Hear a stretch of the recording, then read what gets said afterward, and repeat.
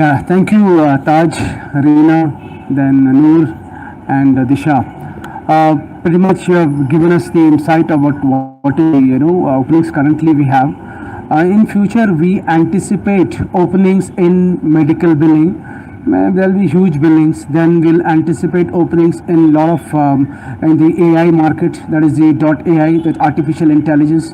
Maybe we'll have a lot of Python related jobs, and we will have a lot of statistical related jobs. Then we will have a forecast with regards to a BPO is it's an evergreen industry which will never die. With regards to BPOs, we will have huge number of openings. Maybe right now we are heading towards the election, so I'm sure that because of that, most of the companies have not given us the exact openings out.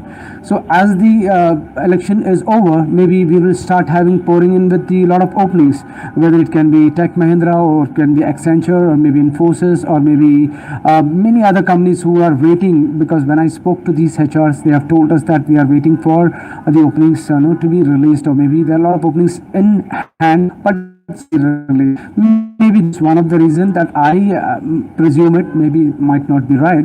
So maybe talking about the trend in the industry, I can see that there's a huge potential for most of us.